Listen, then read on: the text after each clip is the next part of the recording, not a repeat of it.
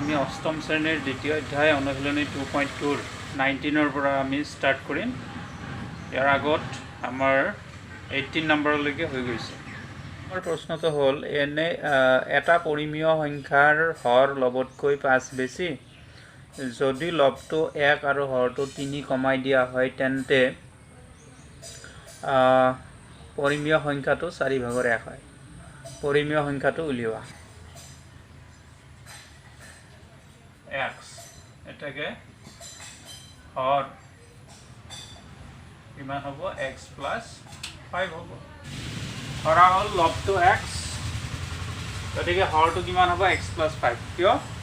কাৰণ প্ৰশ্নটোত কৈছে যে হৰ লবতকৈ 5 বেছি। প্ৰশ্ন মতে according to question কি আছে যে লবটো যদি 1 কমাই দিয়া হয় তো লবৰ পৰা 1 বিয়োগ কৰি দিবা, আৰু হৰত 3 কমাই দিয়া হয় তেতিয়াহ'লে ভগ্নাংশটো কিমান হ'ব 4/1। গতিকে ভগ্নাংশ বুলি কোৱাৰ লগে লগে আমি লব সদায় ওপৰত লিখিব লাগিব, হৰটো সদায় তলত লিখিব লাগিব। তো লবটোত 1 কমাইছে কাৰণে xৰ পৰা 1 মাইনাছ কৰিছোঁ, আৰু হৰত 3 কমাইছে কাৰণে হৰটো যিমান তাৰ পৰা আমি বিয়োগ 3 কৰি দিছোঁ, আৰু সেইটো 4/1 সমান বুলি প্ৰশ্নটোত কৈছে। এতিয়া এইখিনি সমাধান কৰিলে আমি ইয়াৰ xৰ মানটো পাই যাম। তো এতিয়া আমি কণাকণি পূৰণ কৰিব লাগিব। তাৰ আগতে এইফালে আমি এটা কাম কৰি লওঁ, x - 1 তলত হ'ব 5ৰ পৰা 3 বিয়োগ কৰিলে 2 হ'ব, +2 হ'ব। কাৰণ যোগৰ সংখ্যাটো আমি এটা কথা জানো যে এটাত প্লাছ এটাত মাইনাছ থাকিলে ডাঙৰটোৰ পৰা সৰুটো বিয়োগ কৰিব লাগে, আৰু ডাঙৰটোৰ আগত যি চিন থাকে সেই চিন বহাব লাগে। চ' ডাঙৰটোৰ আগত কি চিন আছে? প্লাছ আছে, গতিকে এইটো প্লাছ হৈ এইটো হ'ল 1/4। এতিয়া আমি কৰিম কণাকণি ক্ৰছ মাল্টিপ্লিকেশ্যন, বজ্ৰ পূৰণ। 4ৰ লগত এইখিনি পূৰণ হ'ব 4 × x - 1, আৰু 1ৰ লগত এইখিনি পূৰণ হ'ব x + 2।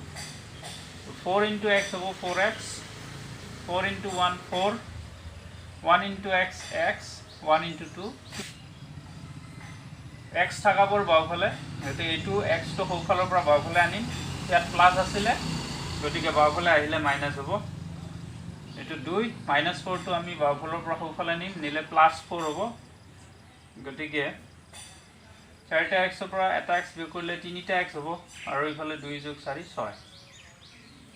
তাৰপিছত আমি 3টা xৰ মান 6, এটা xৰ মান কিমান হ'ব 6 হৰণ 3, অৰ্থাৎ 3ৰে 6 হৰণ কৰিলে 2। গতিকে আমি xৰ মান 2 পালোঁ। বাকীখিনি মই ইয়াত লিখিছোঁ। এতেকে পৰিমেয় সংখ্যাটো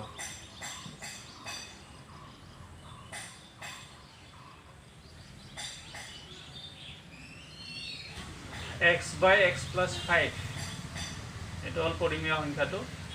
xৰ জেগাত 2 সংখ্যাটো আহিব, গতিকে 2/7। ইয়াতে আমি এটা লাইন লিখি থ'ব পাৰোঁ পৰিমেয় সংখ্যাটো।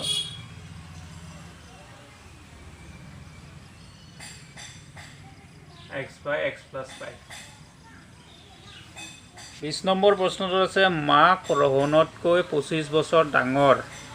8 বছৰ পাছত ৰহণ আৰু মাকৰ বয়সৰ অনুপাত হ'ব 4:9। দুয়োৰে বৰ্তমান বয়স উলিওৱা। মাক ৰহণতকৈ 25 বছৰ ডাঙৰ, কিন্তু ৰহণৰটো যদি আমি জানো মাকৰটো জানিম। ধৰি লওঁ, ধৰা হ'ল ৰহণৰ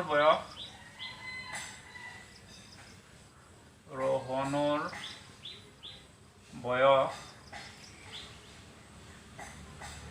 x বছৰ। এতেকে মাকৰ বয়স কিমান হ'ব? প্ৰশ্নটোত কৈছে যে মাকৰ বয়স ৰহণতকৈ কিমান বছৰ ডাঙৰ? 25 বছৰ ডাঙৰ। গতিকে 25 যোগ কৰি দিয়া, এইটো হ'ল মাকৰ বয়স। এতিয়া 8 বছৰ পাছত ৰহণ আৰু মাকৰ বয়সৰ অনুপাত। প্ৰথমতে আমি 8 বছৰ পাছত সিহঁতৰ বয়স কিমান হ'ব? 8 বছৰ পিছত ৰহণৰ বয়স x + 8।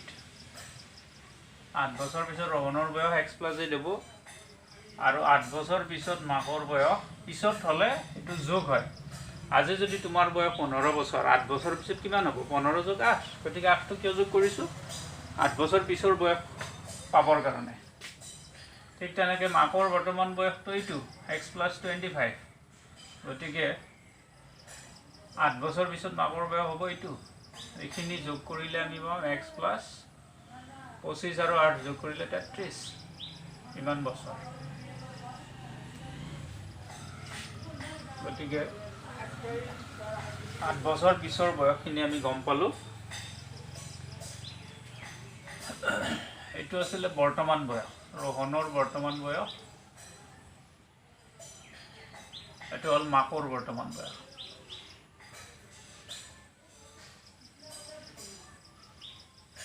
তো প্ৰশ্নমতে একৰ্ডিং টু কুৱেশ্যন যিটো কথা আমাক কৈছে, সেই কথাটো কি যে 8 বছৰ পিছত যিটো অনুপাত হ'ব বয়সৰ x + 8 এই ৰাশিটো আৰু x + 33 এই ৰাশিটো, এই ৰাশি দুটাৰ অনুপাতটো কিমান হ'ব বুলি কৈছে? 4:9। গতিকে আমি এইখিনি লিখিম x + 8 by x + 33 = 4/9।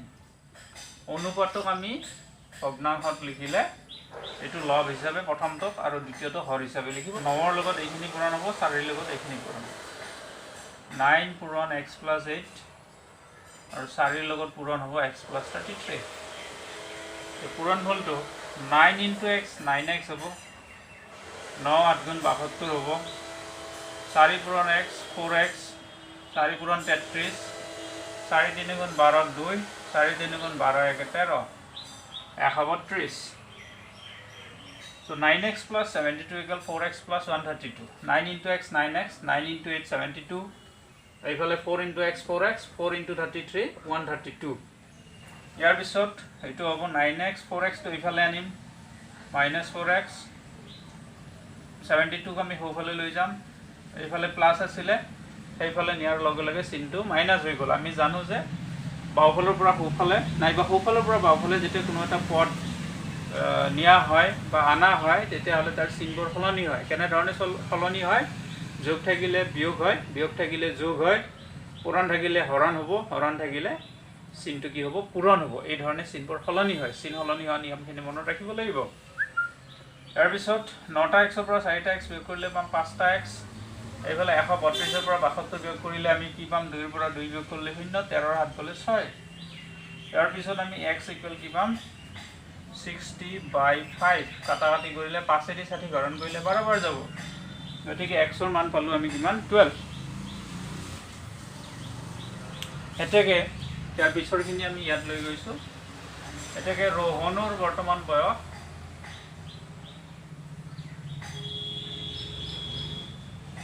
কিমান বছৰ? 12 বছৰ। আৰু মাকৰ বৰ্তমান বয়স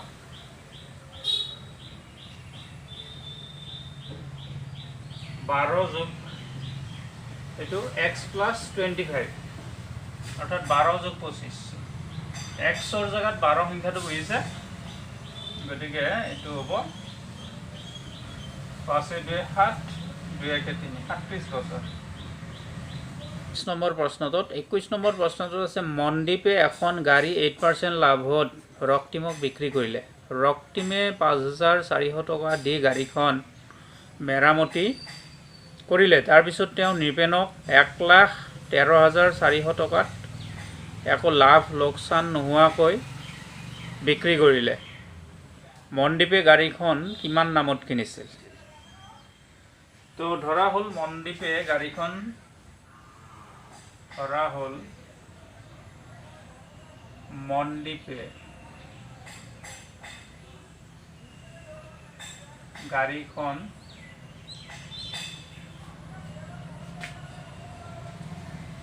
কিনিছিল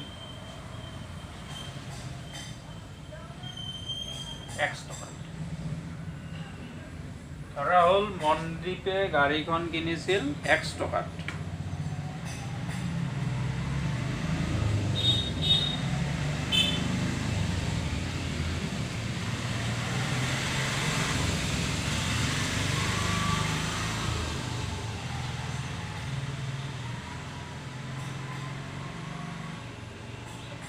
ৰক্তিমে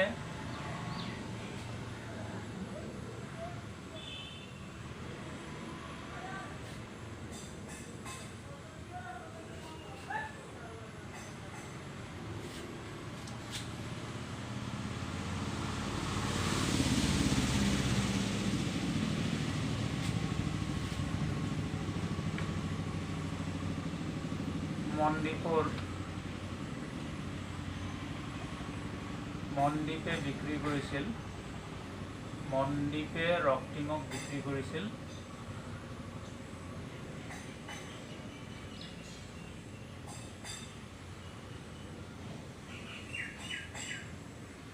মনদ্বীপে ৰক্তিমক বিক্ৰী কৰিছিল 8% লাভত অৰ্থাৎ x টকাটো আছে তাৰ লগত আকৌ প্লাস xৰ 8% তাৰ মানে লাভ লৈছে ওৰা গাড়ীখন কিনিলে তোমাৰ 100 টকাত তো 100 টকাত আকৌ কি কৰিছে 100 টকাটো লৈছে আৰু 100 টকাৰ 8% বা ক'ব গ'লে 8% লাভ লৈছে গাড়ীখন ধৰা 10000 টকাত কিনিছে সেই 10000ৰ পৰা আকৌ 8% লাভ লৈছে ঠিক আছে গতিকে মনদ্বীপে ৰক্তিমক গাড়ীখন বিক্ৰী কৰিছিল x প্লাস xৰ 8% টকা এতিয়া এইখিনি যদি আমি কৰোঁ এটো ৰাউটাইট পূৰণ হ'ব 8% মানে হ'ল 100/8 গতিকে এইটো আমি x plus 8x/100 লিখিব পাৰোঁ তো এইখিনি ইমান টকাত যাও তো তেওঁ মেৰামতি কৰোঁতে কিমান টকা খৰচ হ'ল 5400 টকা তো মেৰামতি খৰচ সহ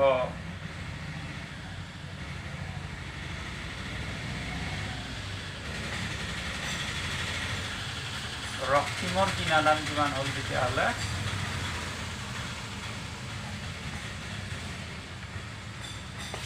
ইয়াৰ লগত আমি 5400 যোগ কৰি দিওঁ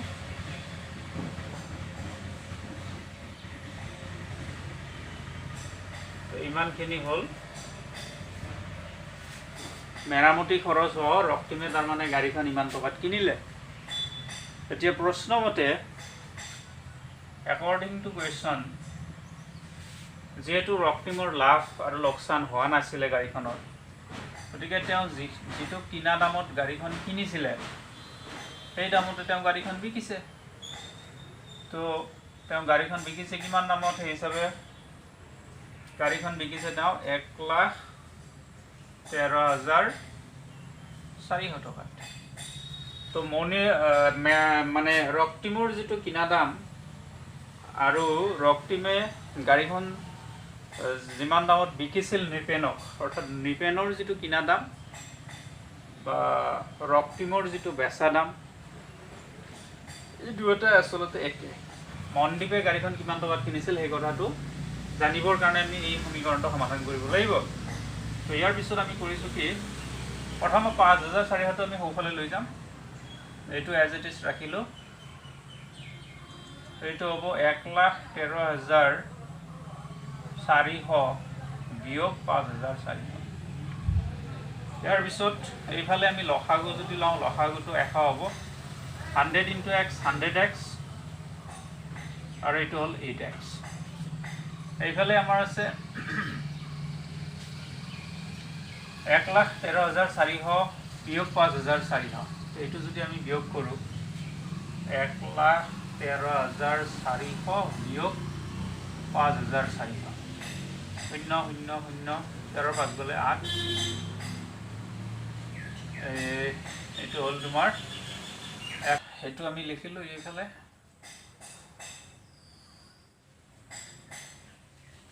তো ইয়াৰ পিছত এইটো হ'ব আমাৰ 108 108x তলত আছে 100 এইফালে আমি লিখিলোঁ 108,000 আকৌ এইটো আমি বজ্ৰ গুণন পদ্ধতিৰে পূৰণ অৰ্থাৎ ইয়াৰ তলত এগনা মানে এটা মান আছে কণাকণি পূৰণ কৰিম বজ্ৰ গুণন পদ্ধতিত পূৰণ মানে কণাকণি পূৰণ 108ৰ লগত 1টো পূৰণ কৰিলে 108 ইমানেই থাকিল আৰু 100ৰ লগত এইটো পূৰণ কৰা মানে 108 000 ইয়াৰ লগত যেতিয়া আমি 100 পূৰণ কৰিম আৰু দুটা 0 পাৰি গ'ল ইয়াত লৈ গৈছো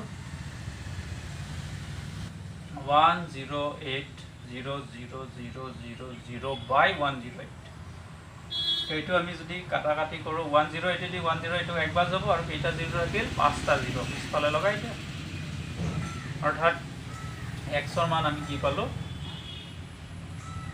1 লাখ গতিকে মনদ্বীপে গাড়ীখন কিমান টকাত কিনিছিল এতেকে মনদ্বীপে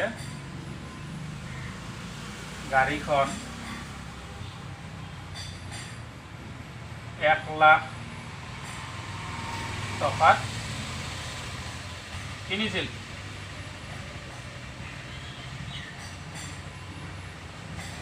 22 নম্বৰ প্ৰশ্ন তো বিদ্যালয় সপ্তাহত এখন বিদ্যালয়ৰ মুঠ ছাত্ৰৰ 1/5 100 মিটাৰ দৌৰ আৰু 1/3 200 মিটাৰ দৌৰত অংশগ্ৰহণ কৰিছে 200 মিটাৰ আৰু 100 মিটাৰ দৌৰত অংশগ্ৰহণ কৰা ছাত্ৰৰ পাৰ্থক্যৰ দুগুণৰ সমান ছাত্ৰই 4x100 মিটাৰ দৌৰত অংশগ্ৰহণ কৰিছে বাকি থকা 15 জন ছাত্ৰই খেল উপভোগ কৰিছে খেলপথাৰখনত মুঠ কিমান ছাত্ৰ আছে ধৰা হ'ল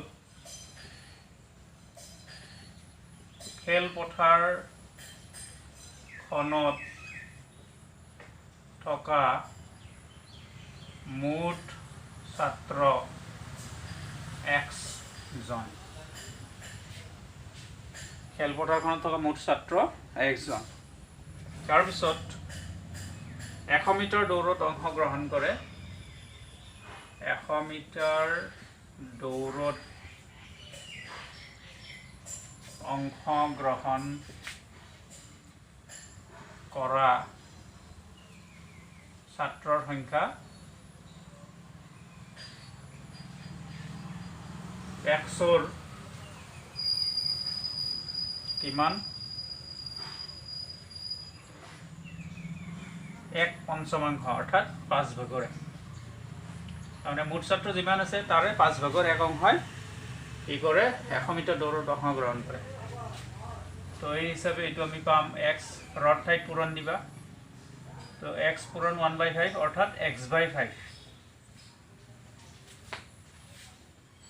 ঠিক তেনেকৈ 200 মিটাৰ দৌৰত অংশগ্ৰহণ 200 মিটাৰ দৌৰত অংশগ্ৰহণ কৰা ছাত্ৰৰ সংখ্যা মুঠ ছাত্ৰৰ কিমান অংশ বুলি কৈছে 1/3 অৰ্থাৎ 100ৰ মুঠ ছাত্ৰ যেটো x100ৰ 3 ভাগৰ 1 অংশই 200 মিটাৰ দৌৰত ভাগ লয় ৰৰ ঠাইত পূৰণ চিন দিলা x পূৰণ 3 ভাগৰ 1 অৰ্থাৎ এইটো হ'ব x/3 গতিকে এইটো আমি পালো আৰু বাকি ছাত্ৰখিনি 4x100 মিটাৰ দৌৰত অংশগ্ৰহণ কৰিছে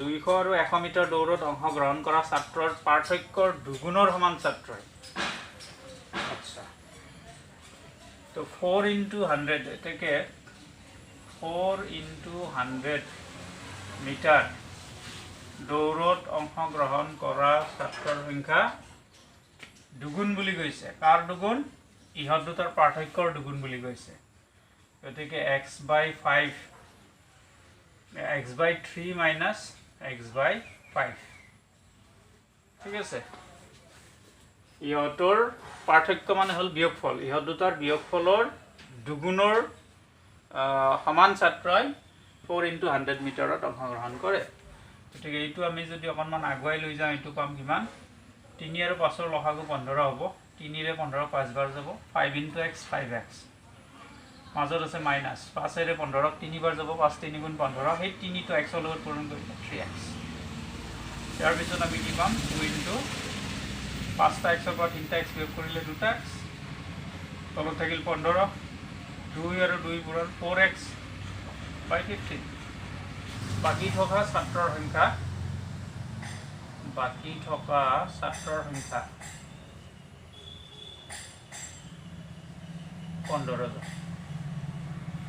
গতিকে মুঠ ছাত্ৰ আছিল কিমান একজন তাৰে ইমানে 100 মিটাৰ দৌৰত x/3 অংশই 200 মিটাৰ দৌৰত 4 × 100 মিটাৰ দৌৰত এইখিনি আৰু বাকী থাকিল এইখিনি গোটেইখিনি যদি আমি যোগ কৰোঁ তেতিয়াহ'লে মুঠ ছাত্ৰৰ লগত সমান হ'ব। তো x ইকুৱেল আমি কি লিখিম এই গোটেইকেইটাৰ যোগফলটো এই গোটেইখিনি প্লাছ কৰিলে মুঠ ছাত্ৰৰ সংখ্যা সমান হ'ব x/5 x/3 এইটো আছে আমাৰ 4x/15 আৰু এইটো হ'ল +15। সো 100 মিটাৰৰ ছাত্ৰৰ সংখ্যা 200 মিটাৰত অংশ লোৱা ছাত্ৰৰ সংখ্যা 400 মিটাৰত অংশগ্ৰহণ কৰা ছাত্ৰৰ সংখ্যা আৰু বাকী থকা 15 জন এই গোটেইখিনি মিলাই দিলেতো মুঠ ছাত্ৰৰ সংখ্যাৰ সমান হ'ব। তো ইয়াৰ পিছত এইটো সমাধান কৰিলে আমি 100 মান পাই যাম। এইফালে আমাৰ 5 3 আৰু 15 ইহঁতৰ লসাগু হ'ব 15। লসাগু 15 হ'ব কেনেকৈ 5 3 আৰু 15 তিনিটা সংখ্যাক আমি যদি হৰণ কৰোঁ 5 দি গ'ল 5 3 × 15 তাৰপিছত আকৌ 3 দি একক নাযায় এইটো একবাৰ যাব এইটো একবাৰ যাব অৰ্থাৎ লসাগু কিমান হ'ব 5 × 3 15। গতিকে 5 দি 15 তিনিবাৰ যাব 3 × x 3x হ'ল 3 ৰে 15 5বাৰ যাব 5 × x 5x হ'ল আৰু এইটো 15 দি 15 একবাৰ যাব 1 × 4x 4x হ'ব। ইয়াৰ তলত এটা 1 আছে একো নাই মানে 1 দি 15 15 বাৰ যাব 15 × 15 হ'ব 225 15 15 225। তাৰপিছত এইফালে বাওঁফালে x থাকিল সোঁফালে হৰ হিচাপে থাকিল 15 আৰু লগত 3টা x 5টা x 4টা x কেইটা x হ'ব 3 × 5 8 8 4 12টা x যোগ 225। তাৰপিছত এইফালে আমি ইয়াৰ তলত এটা 1 আছে কণাকণি পূৰণ কৰি দিওঁ 15 পূৰণ x 15x আৰু সোঁফালে থাকিল 1 to 12x plus 2 to 5 ৰ লগত পূৰণ হ'ব 1 × 12x 12x হ'ল 1 × 225 225।